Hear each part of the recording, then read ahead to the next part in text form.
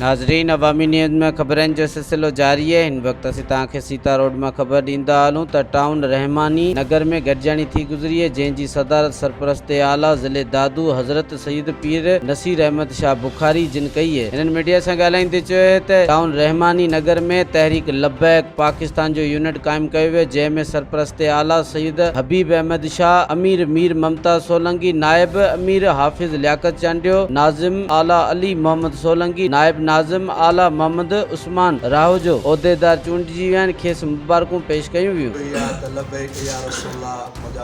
मदीने जा ताजदार असां हर वक़्तु तोला हाज़िर आहियूं। सुभान अल्लाह। असांजा साईं जन जा थोरान साईं गुलाम मुस्तफ़ा क़ादरी साहिब जन जा जेके अची करे हिते बाडी पूरी कनि, इंशाअल्लाह असां ईअं सम्झो बच्चा ॿार दिलि जो जान सभई मदीने साईं सां क़ुर्बान असां साथ ॾींदासीं इंशाअल्लाह। इन इलेक्शन में इंशाअल्लाह पंहिंजा लबैक वारा जो पास हुनखे इलेक्शन बिहारे हुनखे इंशाअल्लाह चुनराईंदासीं। अल्लाह साईं असांखे सोभ ॾींदो।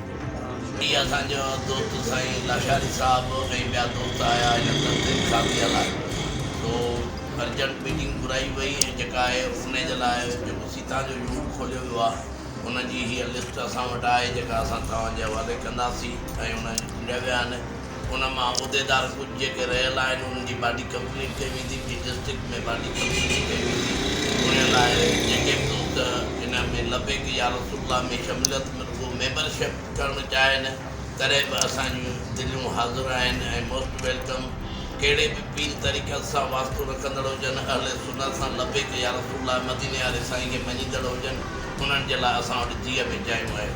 जी अल्हम्दुलिल्लाह, तहरीक लबैक पाकिस्तान ज़िले दादू जे तरफ़ां असांजे टाउन रहमानी नगर इन सीता रोड ते क़िबला हज़रत क़िबला सैयद नसीर अहमद शाह दामद बरकातुहुमा जे हिन मदरसे में अॼु असांजे हिन टाउन सीता रोड जी बाडी ठहण जे हवाले सां मीटिंग थी, जंहिंमें अल्हम्दुलिल्लाह वॾी तादाद में उलमा हुफ़ाज़ ऐं आशिक़ान रसूल शिरकत कई। अॼु अल्हम्दुलिल्लाह हिन टाउन सीता रोड जी बाडी मुकमल कई वई आहे, जंहिंमें 9 उहिदेदार चूंडिया विया आहिनि। इंशाअल्लाह जल्द ई बाक़ी बाडी जा दोस्त बि मुकमल कया वेंदा ऐं इंशाअल्लाह तहरीक लबैक पाकिस्तान जो मक़सदु इस्लाम पाकिस्तान ऐं अवाम जी ख़िदमत आहे।